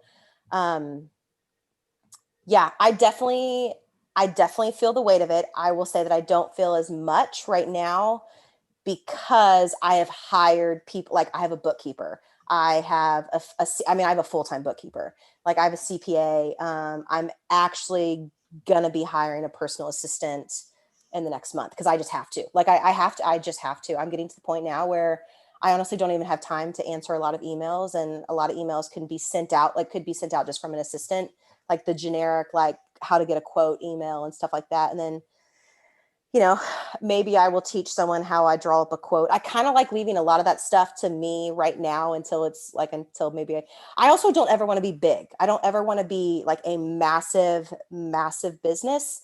I think Built by Stevie will have like different entities of like my book writing, my speaking, TV, like it'll be 4 like different like types of like arms that I'll expand into. but I don't ever want to be so big that I'm not in the shop and I'm like, and I have too many staff. And so like with my current shop right now, a really comfortable amount of people in the shop at any given time is 4 people. So that's like, we can actually work where everyone has their own. I mean, I have 4 massive work tables. Plus I have my big, like 12 by 12 table saw table. So it's like, there is a lot of, like, plus you throw up the caterpillar and stuff like, or the caterpillar. And so it's like, there could be 7 workstations in the shop if I needed, but 4 is really comfortable. 4 people can work and you don't feel like you're standing on top of each other. And that's also, I guess, the 5, because I have an intern too. So she'll come in, like she does a lot of cleaning while we're working, and we're not like, oh my gosh, I'm so sorry. Like, I'm in your way. That doesn't ever happen, which is really awesome. So I think on the floor grid. Yeah, that's right. Yeah, that's really cool. You have that floor grid too, right? It has to be so helpful.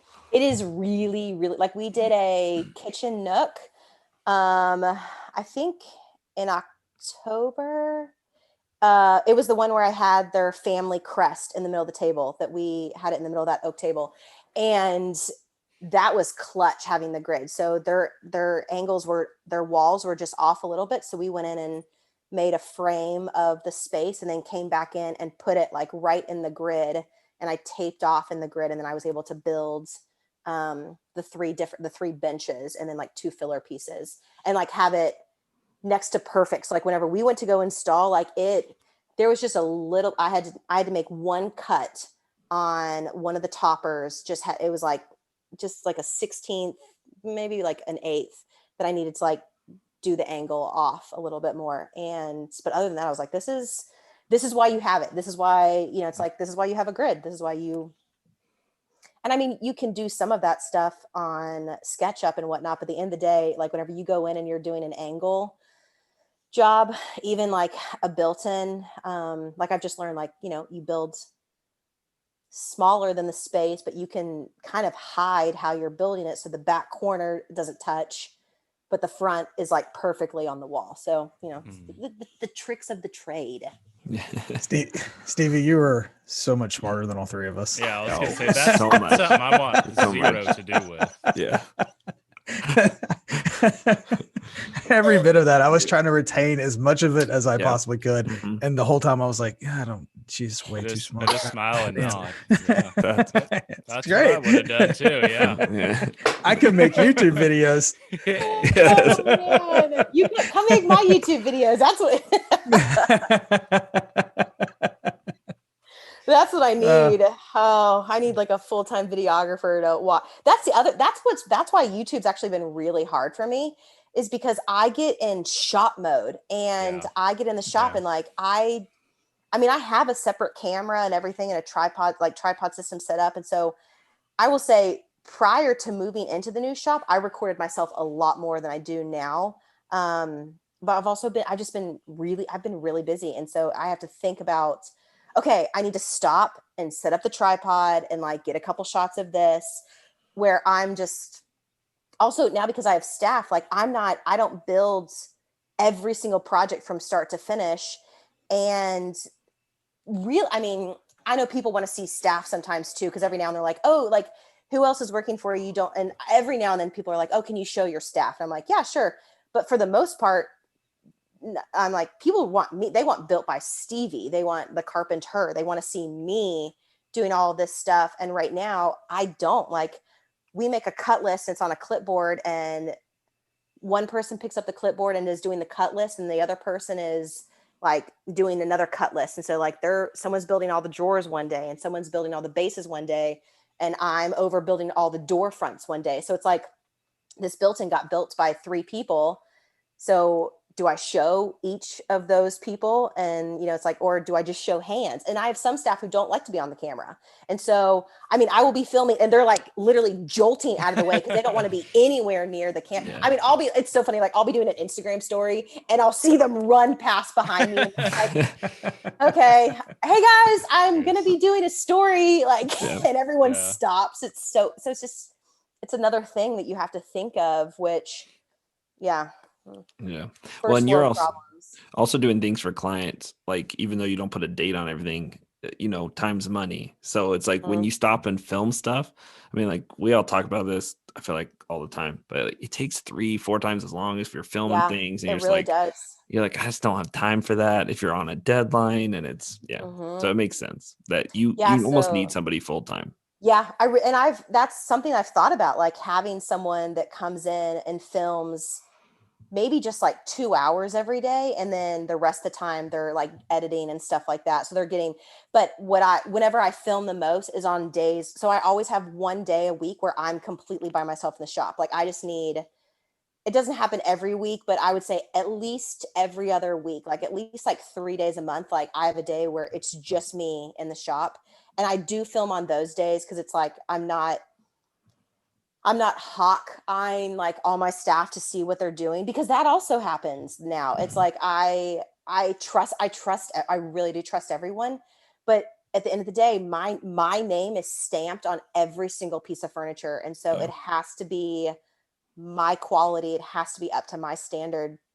And so, sometimes I sometimes have to check. I have to like, oh crap, like, oh, why did you just do that? And I have to go and like correct, which is fine. And some people, stuff like that happens. And so it's like, you just spend more time doing that so that's why I need a day just for myself where no one else is in the shop. And I check out, like I literally, like I'm fully in the builds, and those are I love staff days too, but some of my favorite days are just when I'm by myself, because I don't have any distractions. Like I'm just doing what I actually really love. Yeah. So when you think for your YouTube, you're just going to do like a vlog type YouTube? Because I think that'd be really cool. Yeah. So much more like behind the scenes, where we're showing a couple different builds at a time. Because the 4 that I actually have here on my desktop, like those are start to finish jobs. But I'm also not like, I cut this to 6 inches and I cut this to 12 inches and I use this screw. Like you're just watching me build. And I'm inserting myself in some. And like one video, I didn't put any, we just have music. Because I was like, and I just have like, I have like subtitles pretty much that say like what we're doing. Because I wanted to mess around. So that's one of the video. I'll see how that, how that one plays out. But yeah, vlogging is more, like I just got the new iPhone actually that's another reason I got it, was so that I can like do more like selfie type vlogging style videos and stuff. It's really cool. So, I'm excited. I'm excited to see that when you start putting them out and everything. I think it would be really cool. And when you become famous and whatnot with the more famous when you with your new show and stuff. We're excited for that. Yeah, fingers crossed. Things are really good right now, so we'll see how it all plays out. That's awesome. Thanks for selfie videos. Do you want to play that question for her since she's here? Wait, which one? Oh, you're talking about the cabinet? We could do that. You want to answer that question real quick? We'll end it on this. You want to do that? Yeah. All right, we have a question that came in, and JP was too intimidated by it, so you're perfect for this one.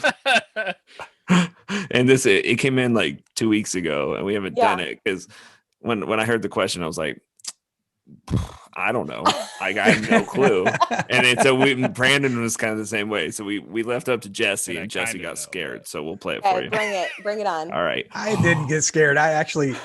My exact words were, that is a great question to have when Stevie is on. That is what you said. 1,000 more things than me when it comes to cabinetry. That's hilarious. That is true. That's what you said. All right, let's play the question.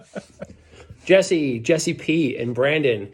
This is James Mashad from Mashad Iron and Wood Design in Lancaster, Pennsylvania. Got a question for you guys. So I'm doing a little bit of cabinetry work. I usually do not do that, mostly slab work, but I was curious your take on some designs for drawers and doors.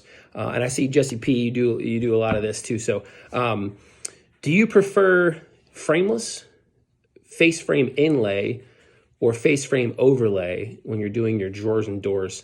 Kind of stuck, and I really don't know which one to decide on doing. I know the face frame inlay is pretty challenging with your reveals and everything, but just kind of curious where you're at. Keep showing us your meat. Hope you guys have a great 2021.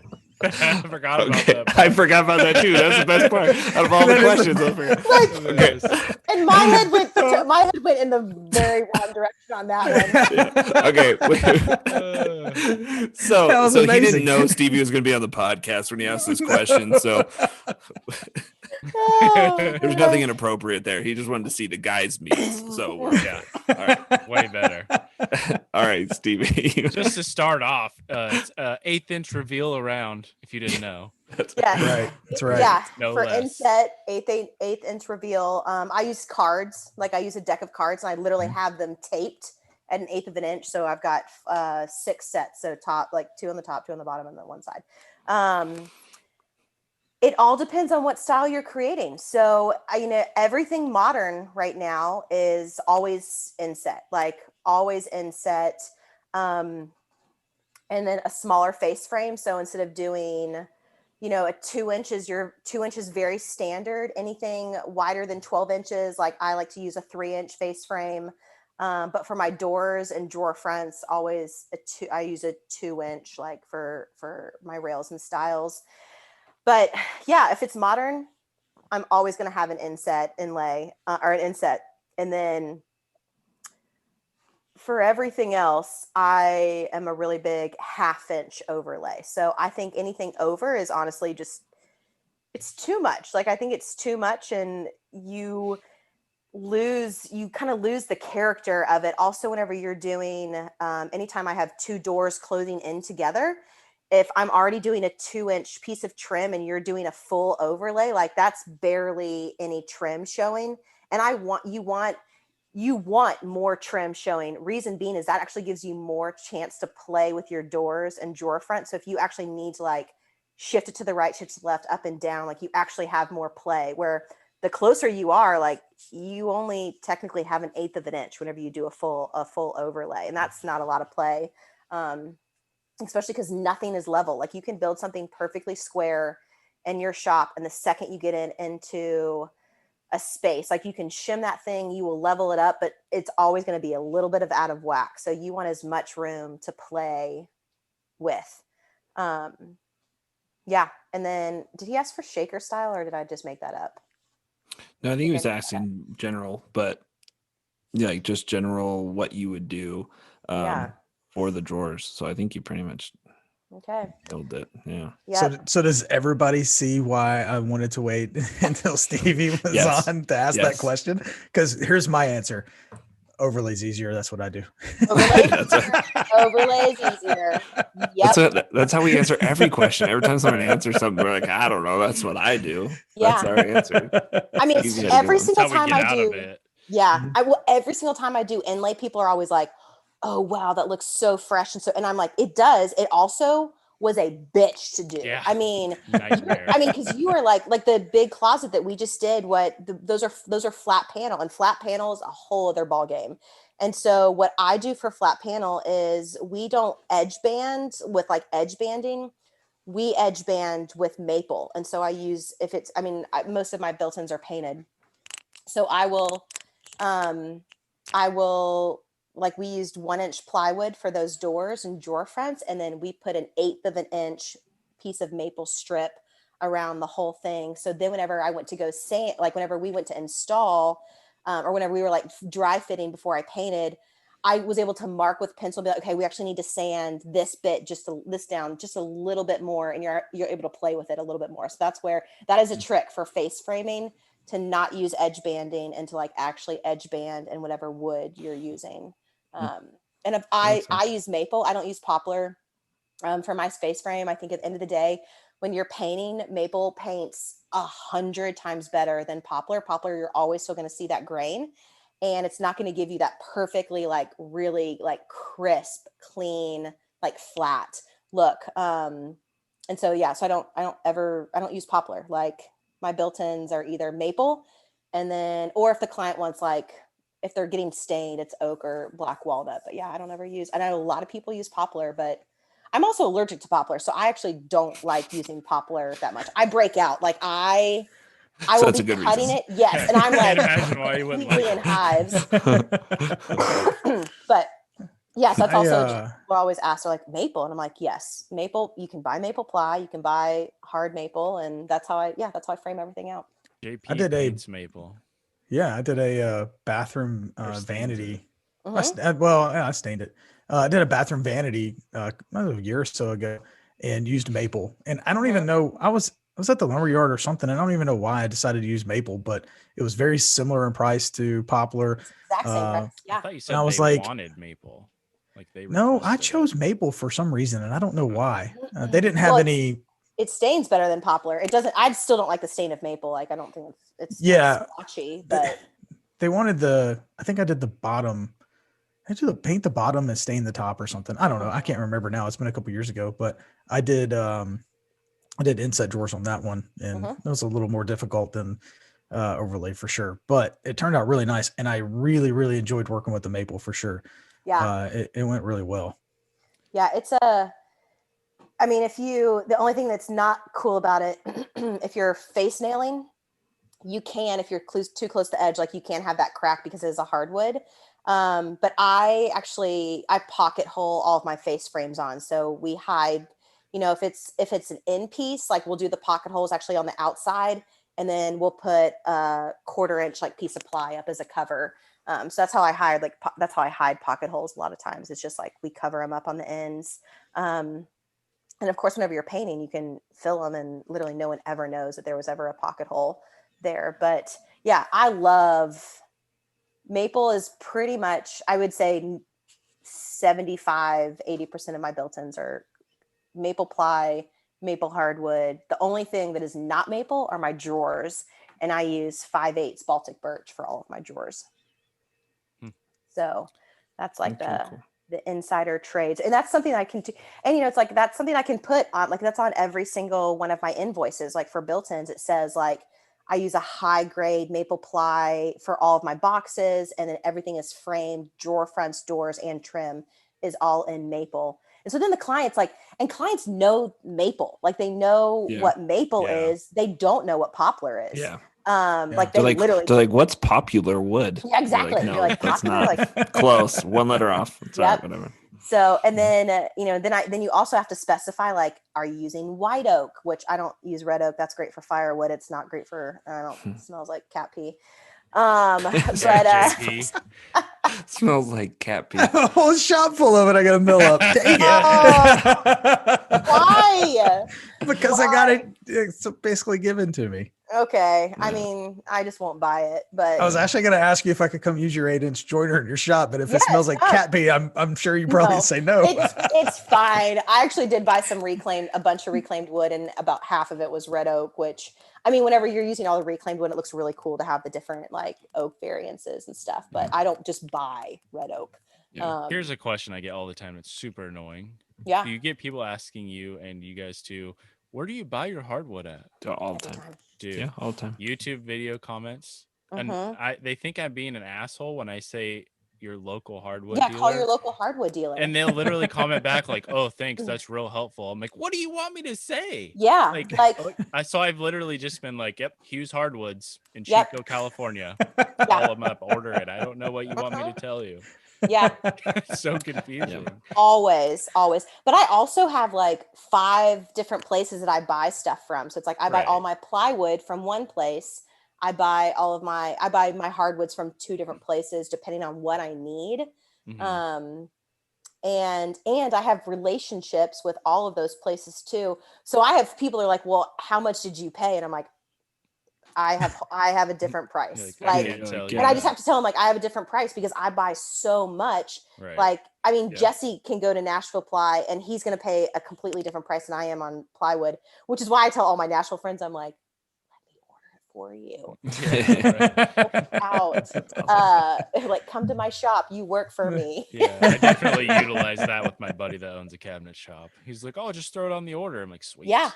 Yep. My staff do that. Yeah. I've been in group messaging with Stevie when people have asked about where to buy plywood and where to buy stuff. And I will say, like, Stevie can shop for plywood and hardwood like most ladies can shop for shoes. She knows exactly where all of it is. Awesome. She knows exactly the price. Go in here and then she's gonna, as I say, and then Yes, she's gonna tell you the guy's name to talk to. I do. That's so true. I'm always like, okay, you want to talk to this guy? And I always say, well, because I mean, at the end of the day, it's like, whenever you have any type of business and you're talking to those, like if you're a mechanic or you're a car person, like you have your mechanic and you send everyone to that mechanic and you say, hey, Jesse sent me. And they're like, oh, okay. Like they're going to take better care of you. And, Right. you know, it's the really fun part of being a female and a male, completely, really a male dominated, especially full-time. Like there are 101 women that are doing DIY right now. And I love that. And that's freaking awesome that craft is like, it's gaining speed right now. But there are not many women doing what I'm doing full time. And I mean, there are some doing full time, but there's a lot that are not, they're not on the scale that I'm at right now, which is totally, they will get there.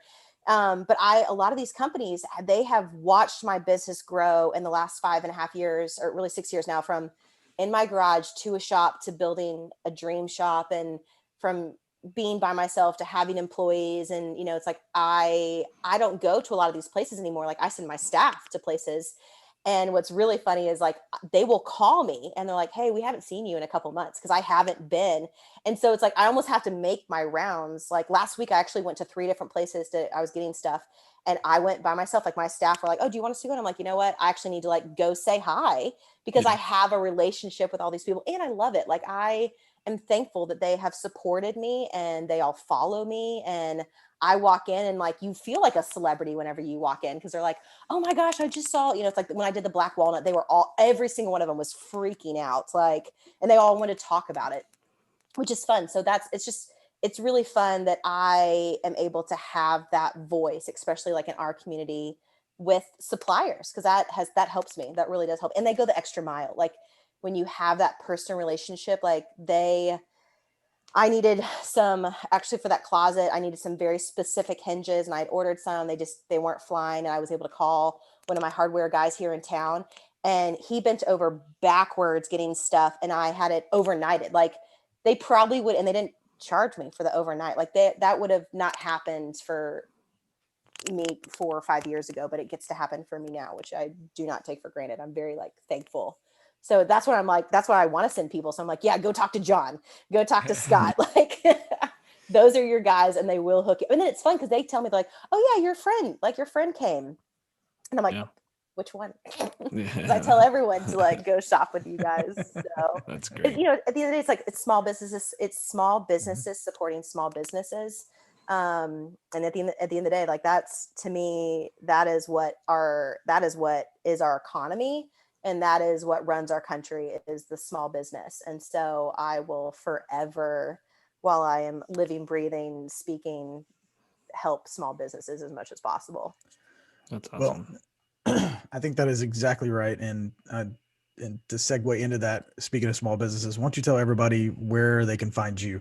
Websites, Instagram, YouTube, all that good stuff. Yeah, incredibly easy to find. It's Built by Stevie on Facebook, Instagram, and YouTube. And I tell everyone you have to bear with me on my Instagram, my Facebook, or Facebook and YouTube. Like they're growing, but Instagram is for sure where you're going to see me and my personality the most. She even has her own hashtag in shirts. I do. Hashtag carpent her. Yeah. So I love it. Yeah, which is really fun. It's a fun hashtag to follow. It's really cool to see thousands of people using my hashtag. It's fun. I would say 50% of my like page in my feed is just the hashtag, which is really, really cool to see every day. Is it mostly just like Jason posing on his bench? Yes, absolutely. It's a lot of dads with their daughters in the shop, and they'll tag me. And that's really cool, because then, you know, it's like I make an effort to respond. And I don't respond to I like every single one of them that I get, the hashtag gets used. But if it's a little girl like helping her dad in the shop, like I will always say like, hey, that like another generation, like building another generation of carpenter, and stuff like that. And then or it's like, yeah, it's really cool. I would say probably 40% of them are just, it's like dads working with their daughters in the shop, which is really, really cool. So that's really, I think it's cool. You're really inspiring, to be honest. And I've followed you for a long time, and it's been really cool to see I where think you're going. one of my first, like you're one of my like first like people that I've really followed, actually. Really? Yeah, I Me? think so. Oh my Yeah, god. because you were doing a lot of like Turning red. DIY stuff like 4 Very. years ago. And Oh, so yeah. that was Yeah, like that's I really followed, and I don't follow a lot of people. Like I just have a few hundred, and I actually was just thinking I need to like go out and like clean out a little bit more. Yeah. And she's But, like, "Hey, yeah. Brandon, what's your Yeah. tag? I should I would probably say follow she you just from she now." just followed me last week. So Yeah, just last week. And Jesse's like hung out with me, and I still don't follow him. So Yeah. no. Well, hey, thanks for coming, Just dude. We're kidding. approaching 2 hours. It's pretty cool. Yeah. Thanks for coming on, gracing us with your presence. And yeah, anyway, make sure you guys go follow her. Thanks for coming on. We appreciate it. Yeah, thanks so much for having me. This was so much fun. Awesome. Okay. All right. See you guys next time. Go build something. Mainly word of mouth. Word of mouth. I said mouth to mouth. Yeah, Mouth you to did. mouth. I was gonna let it fly. I let it fly. me too. But then I saw JP's release, and I was like, soon as I said it, I was can't like- let it go. As soon as I said it, I was like, I don't think that's right. I don't think. So do you get most of your clients while doing CPR? What kind of business are you in anyway?